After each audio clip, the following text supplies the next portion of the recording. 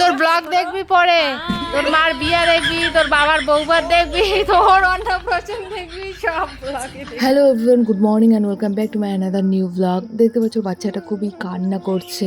তো এটা কার বাচ্চা? এটা হচ্ছে নমিদির বাচ্চা। আজকে সেই বাচ্চারই অন্নপ্রাশন, তাই আমরা সোজা বেরিয়ে পড়লাম বিকেল 5:30টার দিকে।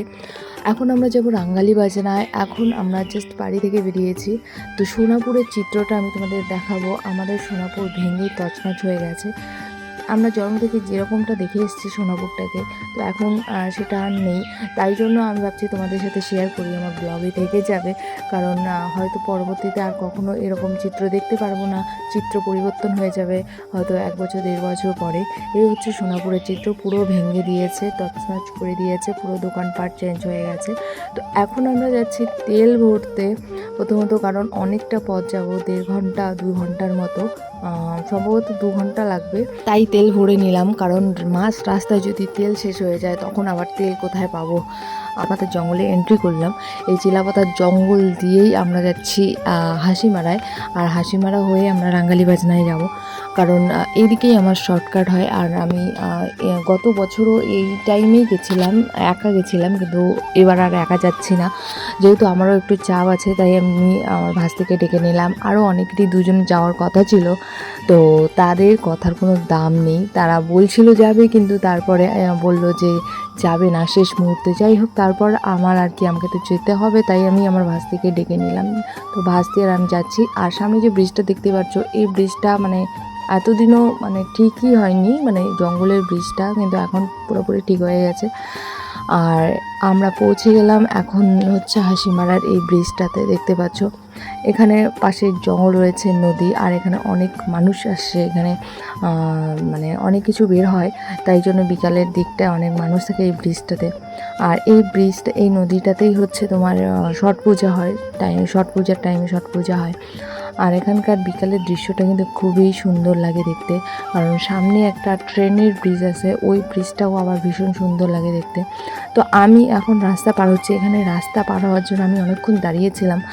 এত গাড়ি যায়, সবসময় গাড়ি, তো তাই জন্য আমার মা বলছে যে গাড়ি নিয়ে যেতে না, কিন্তু আমি বললাম যে ফালাকাটা হয়ে ঘুরে গেলে আমার অনেকটা টাইম লাগবে, আর ওটাও বেশি লাগে এমনি গাড়িতে গেলে।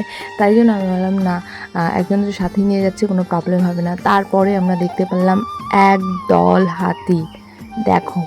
তাই জন্য এখানে বিকালে অনেক মানুষজন আছে, কারণ প্রত্যেক দিনই নাকি বের হয় হাতি, নাহলে হরিণ, নাহলে অন্য কিছু বের হয়, তাই জন্য আসে। তারপর আমরা পৌঁছে গেলাম মাদারিহাটে, ওখানে মোমো খেয়ে তারপর বেরিয়ে পড়লাম নমিদির বাড়ি। তো ফাইনালি পৌঁছে গেছি নমিদির বাড়িতে। দেখতেই পাচ্ছ প্রায় 4:30টার দিকে পৌঁছেছি রাত্রিবেলা, কারণ আমরা সেই এখানে ওখানে দাঁড়াতে দাঁড়াতে অনেকটা টাইম লেগে গেছিলো। আর এই হচ্ছে আমাদের দৈবিক ব্লগ দেখবি পরে, তোর মার বিয়া দেখবি, তোর বাবার বউবার দেখবি, তোর অন্নপ্রাশন দেখবি, সব ব্লগে দেখবি বড় হইলে, ঠিক আছে? এই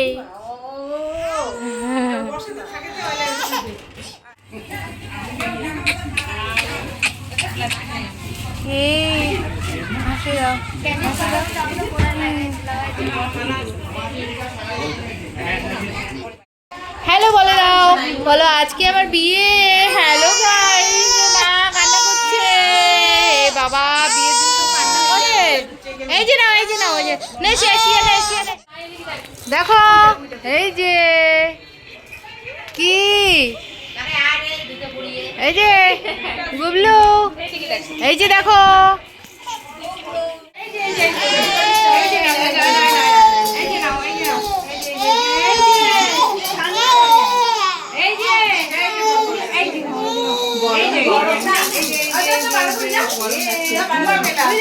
ক্যামেরায় দেখো, হাই করে দাও, হাই, ওই দেখো